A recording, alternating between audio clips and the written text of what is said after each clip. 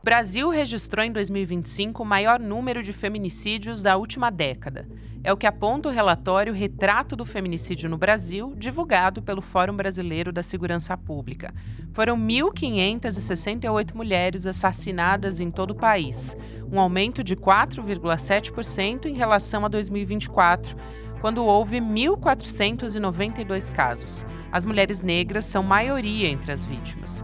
Do total de mulheres que perderam a vida em crimes de gênero, 62,6% eram negras. O levantamento ainda revela que metade dos crimes aconteceu em cidades pequenas, de até 100 mil habitantes, que concentram até 41% da população feminina do país. A taxa nessas localidades foi de 1,7 mortes por cada 100 mil habitantes. Na cidade de São Paulo, a mais populosa do Brasil, 1 em cada 5 mulheres vítimas de feminicídio tinha medida protetiva.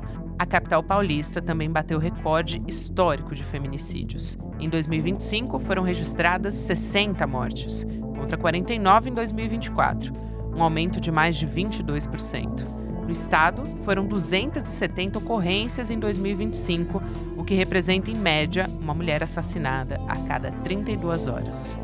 Sexta-feira, 6 de março de 2026.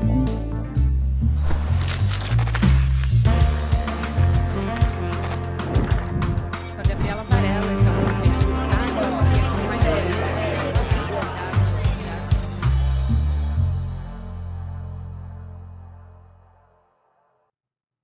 Olá, seja muito bem-vindo, seja muito bem-vinda. Eu sou a Gabriela Varela, tá começando o videocast em detalhes aqui no ICL. E aqui de segunda a sexta-feira, a gente sempre analisa uma temática, uma notícia importante do momento. Hoje a minha convidada é a professora, filósofa, artista visual, um currículo vasto aqui, não dá nem para citar tudo, mas também é minha companheira de CL e apesar disso nunca tinha vindo no Em Detalhes. É um prazer te receber, Márcia Tiburi, bem-vinda. Muito obrigada, Gabriela. É uma alegria estar aqui com você. Uma alegria também te receber, apesar de trazer notícias sempre muito tristes, assim, e que machucam, né, todas nós, mulheres. A gente tem visto muito essas manchetes diariamente. Só para citar caso bastante recente, teve esse no Rio de Janeiro, de um abuso sexual, um estupro coletivo de uma menina de 17 anos em Copacabana. Depois, pouco tempo antes, um desembargador que absolveu um homem de 35 anos de um estupro de vulnerável contra uma menina de 12. Depois ele voltou atrás por pressão e aí até foi submetido a denúncias de abuso sexual, ele próprio, desembargador. Enfim, todos os dias a gente vê notícias assim no noticiário, né? Sempre existiu. Por que a gente tem visto mais? Depois eu vou trazer até dados sobre feminicídio para a gente conversar também, segurança pública no centro do debate. Mas por que esses casos estão aparecendo mais, parece? Uhum. Então, Gabriela, eu acho que tem as duas coisas. De um lado, de fato, há mais notificação.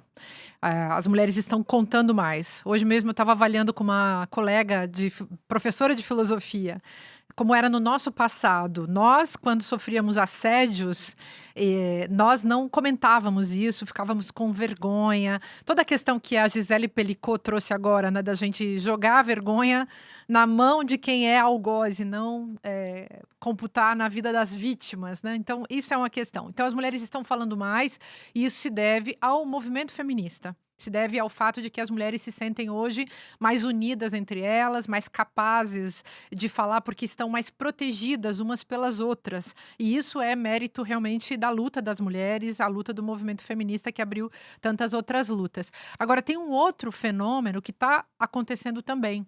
Eu acho realmente que tem um aumento. Porque isso a gente consegue ver pelas estatísticas, claro que de um lado, né, devem ser levadas muito a sério, e de outro, a gente vê também através do clima psíquico, do domínio do medo na vida das mulheres, do fato de que nós estamos sendo atacadas muito mais do que éramos.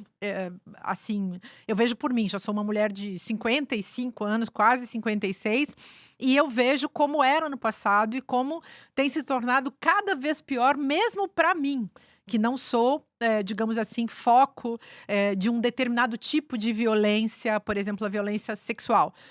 Embora ela aconteça para todas as mulheres, eu não sou o foco preferencial disso, as mulheres mais jovens são mais foco disso, como a gente vê nas estatísticas. Só que, de fato, existe um clima psíquico que transita entre os homens, isso que as pessoas estão chamando de surto, de epidemia, faz sentido, não no aspecto, digamos, psicologizante dessa percepção, acho que surto e epidemia a gente pode usar como metáforas de uma questão antropológica, social e cultural que veio à tona, e também de uma questão que é econômica, porque nessa sociedade patriarcal, de repente, os homens se deram conta que o ódio às mulheres, a misoginia é um combustível valioso, é uma mercadoria realmente que traz dividendos, traz lucros, traz, enfim, é um território de interesse econômico desses homens, e a gente vê a fala, toda a discussão aí sobre a tal machosfera. O que é a machosfera? É um mercado em que os homens estão lucrando com o ódio que eles lançam sobre as mulheres. Então as mulheres são o alvo de um ódio e se capitalizam por aí. Se você lembrar, em 2016, o CEO do Google lá daquela época, ele disse: olha, o que mais dá dinheiro na internet hoje é atacar Dilma Rousseff. E por isso, naquela época, eu e outras feministas começamos a dizer uma coisa que era óbvia, né? O golpe não era só midiático, legislativo, judiciário. O golpe era misógino. Então a misoginia veio com força a partir daquela época, mas eu acho que as pessoas só estão tendo consciência disso hoje.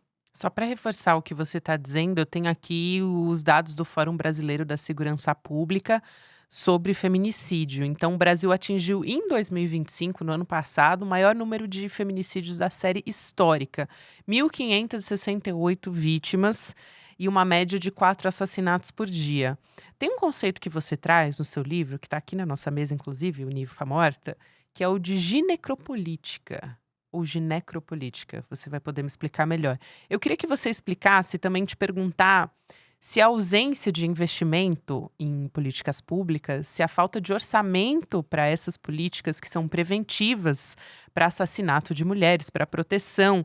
Você acredita que a gente está vivendo uma espécie de sentença de morte quando você deixa de investir? Porque dá para a gente dizer que isso também se torna uma política de Estado à medida que você deixa de investir? Então, certamente, a ação e a omissão, elas caminham juntas nesses processos. Você citou o caso do Tribunal Mineiro, em que homens absolveram um homem que estava estuprando uma menina de 12 anos, que era uma criança vulnerável, inclusive economicamente.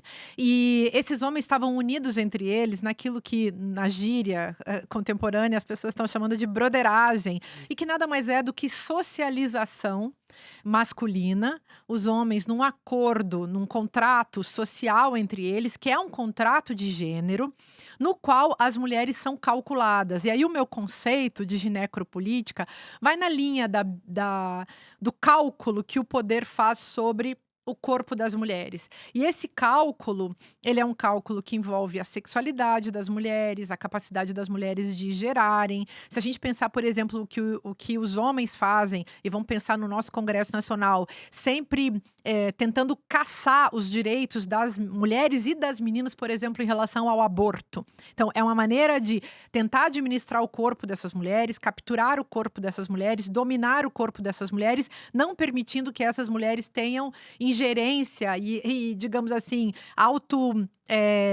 autogerenciamento mesmo, autoadministração e soberania, né, e autonomia sobre o seu próprio corpo. E tudo isso. Principalmente eleição, né, Márcia? Sempre volta. Ah, sim. Então, alijar as mulheres, alienar as mulheres, impedir as mulheres de estarem nos espaços de poder, inclusive no espaço de poder que é o seu próprio corpo. Então, os homens fazem isso, né? E a gente tem estatísticas cada vez piores, porque, sem dúvida, o patriarcado está em crise devido ao avanço dos direitos humanos, e os direitos das mulheres são também direitos humanos. É uma coisa que é bom a gente lembrar, porque as mulheres não são tratadas como seres humanos nessa sociedade patriarcal. Claro, e aí a gente está falando de homens que chegam a essas vias de fato.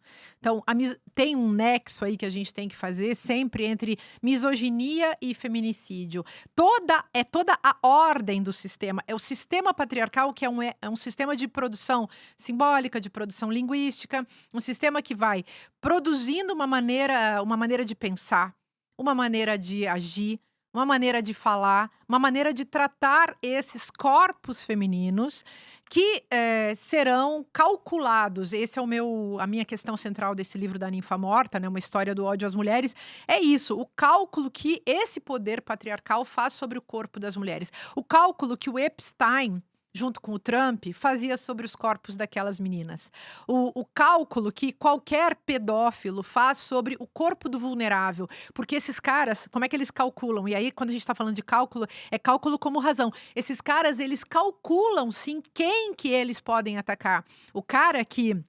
O menino esse que estuprou coletivamente, o que chamou a ex-namoradinha dele para uma emboscada, esse menino calculou, ela estaria sozinha, ela não estaria com outras pessoas. O Epstein calcula, uma menina de menos de 18 anos, branca, sem tatuagem, brasileira, e assim por diante. Então, tem um cálculo, e a ginecropolítica é o cálculo que diz respeito a quem vai viver, qual mulher vai morrer, qual mulher vai ser estuprada. E tudo isso por quê? Porque os homens se organizam em torno desses corpos femininos sobre o qual eles fazem o cálculo que interessa a eles. O Lévi-Strauss falava o Claude Lévi-Strauss, né? Ele falava então da troca de mulheres nas sociedades que ele estudava.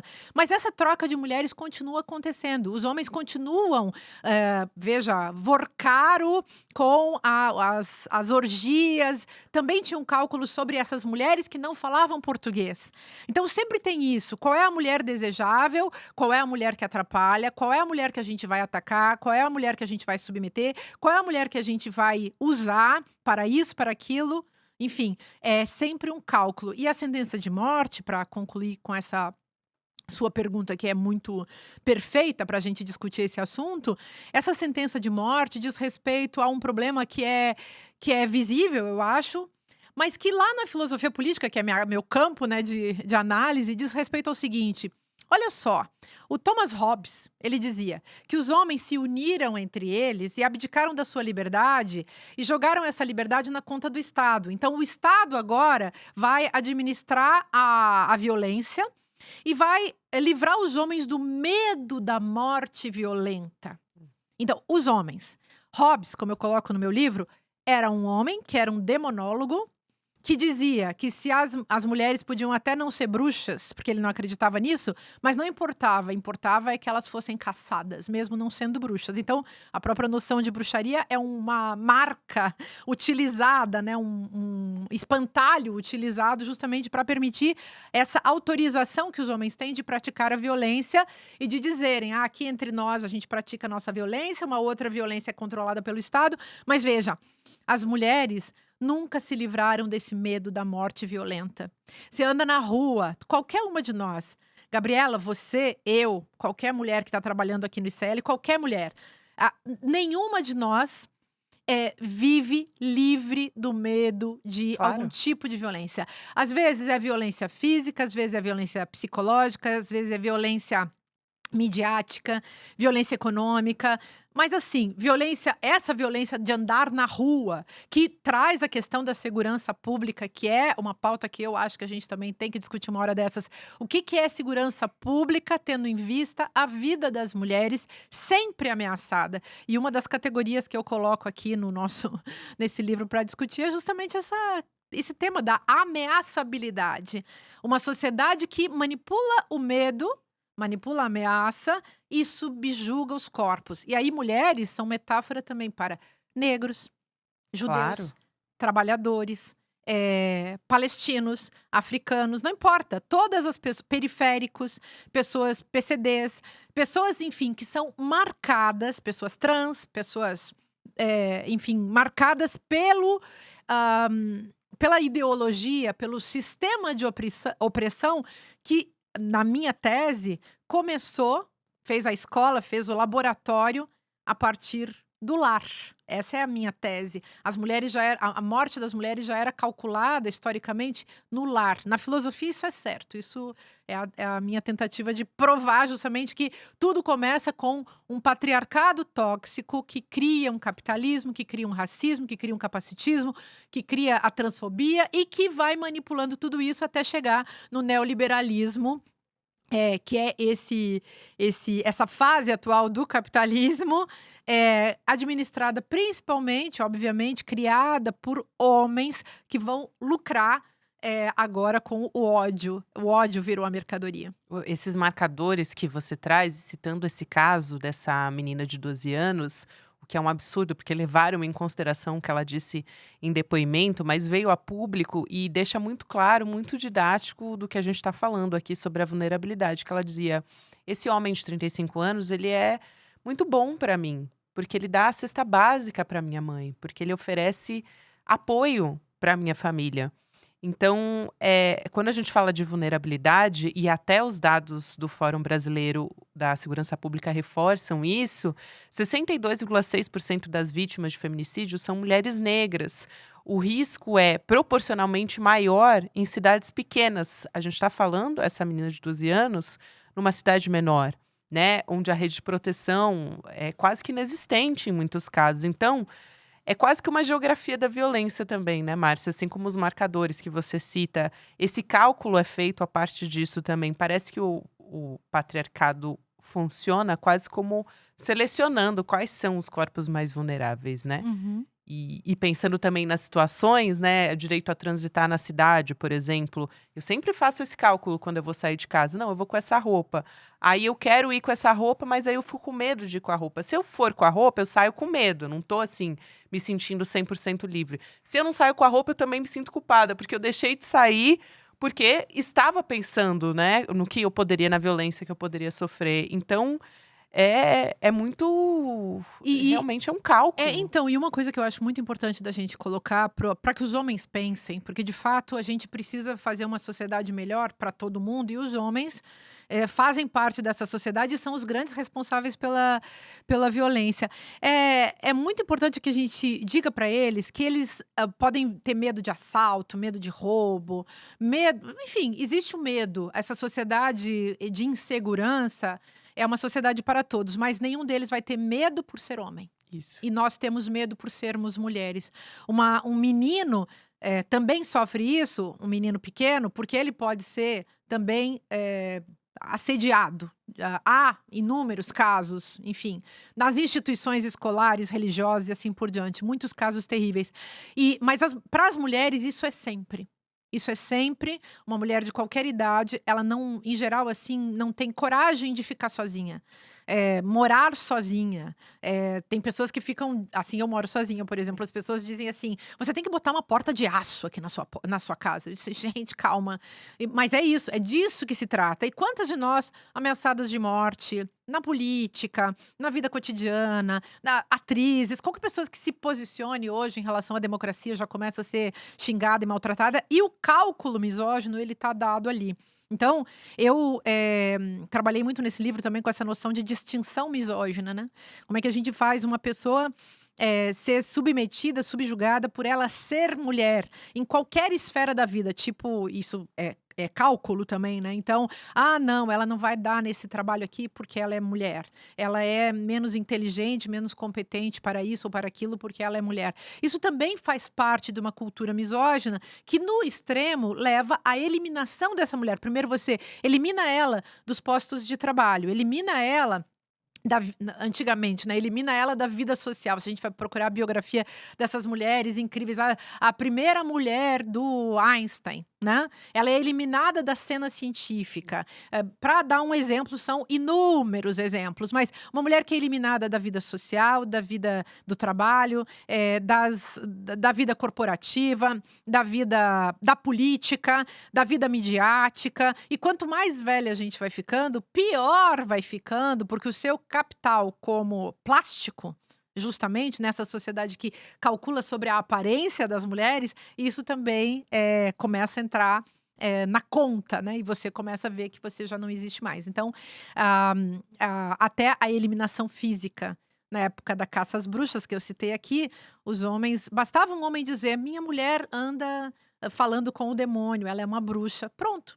Bota na fogueira, elimina aquela mulher, ele pode casar com uma 20, 30 anos mais nova. Essa mulher que é problema, essa mulher que é problema, né? Entre aspas, é fácil de eliminar. E hoje o movimento está muito mais direto, muito mais extremista, no sentido de que realmente os homens vão lá e porque ela não quis namorar comigo, eu vou lá, esfaqueio até a morte, arranco as pernas, faço coisas. Os homens fazem isso. E eles estão fazendo isso por quê? Porque eles estão autorizados uns pelos outros e eles estão também nos cargos de decisão, nos cargos legislativos, executivos, judiciários, e estão aí também liberados na esfera digital, Isso. nas redes sociais, estão aí liberados. Por isso a gente precisa realmente criminalizar a misoginia. Para mim, isso é o mais urgente. Isso é muito importante, porque eu tenho visto um movimento também muito forte para essa discussão, pelo menos para esse debate ser colocado. Tem projeto de lei já que está circulando para criminalizar movimentos tipo Red Pill, incels, e também cortar a monetização desses conteúdos, porque como você já explicou no começo da nossa conversa, isso gera lucro para esses homens, né? Então, primeiro, como é que a misoginia caminhou para então se tornar um produto, né, lucrativo nesse mercado? Quando a gente está falando de redes sociais, então isso potencializou de uma maneira muito forte. E se você acredita que a punição legal, junto com o asfixiamento financeiro, seria um primeiro passo, se é um caminho, se é suficiente para começar a desestruturar esses grupos, né? Certamente. Esses homens estão se estimulando financeiramente entre eles. É uma maneira fácil de ganhar dinheiro. O discurso de ódio, ele entrou com toda a força no Brasil e em vários países do mundo, a partir do projeto de internacionalização da extrema-direita, que tem origem com a primeira candidatura do Trump e os seus publicitários ali, os seus marqueteiros, Steve Bannon e outras figuras desse tipo. Isso foi um projeto. Assim como você pode fazer um projeto publicitário de vender uma marca determinada, Coca-Cola ou ICL, você pode também vender discurso de ódio. Foi isso que foi feito para fortalecer também um projeto político em vários países, inclusive no Brasil. Isso foi muito importante. O Brasil foi laboratório disso e foi um país muito importante e continua sendo importante. Nesse ano, essa disputa vai voltar. Mas então, o discurso de ódio, o ódio em si, o ódio contra minorias, o ódio contra os comunistas imaginários, o ódio contra os negros, o ódio contra os indígenas, o ódio contra os pobres, não importa, a aporofobia, né? Então o ódio contra o sujeito que é usuário de drogas e mora na rua, esse tipo de coisa, ódio. Então isso contou muito na época da fascistização do Brasil e esse ódio de agora é um ódio muito lucrativo na época, então, em que a gente está vivendo uma democracia. Mas as mulheres estão desprotegidas. Veja, a misoginia não é crime. A transfobia, o racismo, a lesbofobia, a homofobia são crimes. Por que as mulheres que não tenham uma mulher pode se proteger através de um marcador racial ou de transgeneridade, mas não pode se defender pura e simplesmente pela misoginia. Tô falando aí uma mulher trans, uma mulher cis, não importa. Mulher cis ou trans é mulher e essa mulher pode ser atacada por ser mulher. Então, ela, digamos, uma mulher cis não vai poder se proteger porque ela não tem, se ela não for negra, ela, aliás, sendo negra, também não pode se defender da misoginia, pode se defender da questão racial. É sobre isso que a gente está falando. Então, precisamos equiparar, porque nós estamos sendo tratadas em relação a essas leis como subcidadãs. As mulheres podem se defender de marcadores de opressão, mas não pelo fato de serem mulheres. Então, isso é essencial. Mas eu iria até mais longe, sabe? Eu acho que se eu fosse deputada, coisa que eu espero não precisar ser nunca na vida, eu promoveria uma lei de intensificação das penas para feminicidas e para estupradores. E eu vou receber muitas críticas das feministas que têm uma batalha antipunitivista, e eu também acho que nós precisamos ser antipunitivistas, mas nós precisamos ser antipunitivistas num todo. Não basta eu, como pessoa, ser antipunitivista, se a sociedade como um todo é patriarcal e o próprio patriarcado já opera punindo mulheres. Então, se você não for bonita o suficiente, se você não for jovem o suficiente, se você não for sensual o suficiente, se você não for rica o suficiente, se você não for branca o suficiente, se você não for capacitada o suficiente, não importa. As mulheres estão sempre sendo vitimadas pelo simples fato de serem mulheres. Elas são culpabilizadas antes. Elas são as vítimas que são culpadas, inclusive por serem vítimas. Tipo, você foi estuprada, o problema é seu. Quem manda você ser mulher? É mais ou menos isso. Você é culpada por ter negado um beijo. O cara vai lá e te pune soberanamente. Ele age como se ele fosse um imperador, um soberano, enfim, o carrasco que bate na sua porta porque você não quis namorar com ele e ele te mata. Então, inclusive aquelas questões que a gente colocava, por que ela não sai dessa relação tóxica? Hoje em dia, você é chefe do sujeito, como aconteceu lá no Rio de Janeiro, no Cefet, e você é chefe de um sujeito, ele não gosta de você, ele andou por aí se contaminando com essa machosfera de incels e red pills e esses discursos de ódio, e ele entra nisso para ter compensações, claro, né? As compensações que são financeiras quando vira um negócio, mas também as compensações emocionais, que são gigantescas. O fascista, aquele mais perrapado, mais assim, Zé Mané, aquele mais assim, pobre, cheio de marcadores de opressão no seu próprio corpo, na época do fascismo, ele se compensava como? Ele não era o sujeito que ia ganhar dinheiro, ele era o cara que ia dar os likes e transmitir os conteúdos dos outros. E o que esse pobre coitado ganhava? Ele ganhava compensação emocional, achando que ele fazia parte de uma grande transformação rumo ao extremismo de direita que vai matar todo mundo e acabar com esse mundo horroroso. Era assim que esse sujeito pensava. E agora a gente está vivendo exatamente a mesma coisa, só que aplicado às mulheres. As mulheres são o novo foco. As feministas são um foco duplo. E aí, olhando para isso, a gente consegue entender por que Dilmas Rousseffs, Manuelas Dávilas e tantas outras, até eu entrei nesse roldão aí, são muitas mulheres que foram atacadas nesse período do fascismo, mas a gente continua sendo atacada depois, né? E aí, isso que antes nós éramos aquelas cobaias especiais, agora é todo mundo, qualquer mulher. Até porque também muitas mulheres aprenderam nesses anos todos de luta feminista, muitas mulheres aprenderam a se posicionar, a não aceitar mais esse estado de coisas. E os homens fazem o quê? Em razão de sua própria sede de poder e de domínio sobre o corpo das mulheres, em função também de sua má elaboração psíquica, em função do seu nexo de devoção a um ideal de masculinidade ou virilidade tóxica e mortífera, esses homens acabam indo às vias de fato. Muitas vezes esses homens são sujeitos que não têm nada a perder. Isso, quero muito te agradecer, Obrigada, Márcia, por estar aqui. Obrigada a E você. esse 8 de março é mais um 8 de março que a gente está falando sobre sobrevivência, né? Sobre um direito básico. Mas quero muito agradecer por você estar aqui e fazer essa discussão tão importante com a gente. Prazer para mim. Muito obrigada, Gabriela. Até a próxima. Aliás, a Márcia Tiburi é uma das nossas professoras que você pode acessar se você quiser conteúdos da Márcia, tirar dúvidas, você pode perguntar para o Oráculo ICL, a nossa ferramenta de inteligência artificial que valoriza os nossos professores. Se tiver dúvidas sobre os conceitos que ela trouxe aqui, você pode acessar o indetalhesicl.com.br. Se você ainda não faz parte da nossa comunidade, agora é o momento que você pode entrar, se inscrever, fazer as perguntas e também ter acesso aos nossos presentes especiais, que são por tempo limitado, que é o livro do Edu Moreira, É Só um Jogo, o clássico realismo capitalista e também o nosso baralho do conhecimento.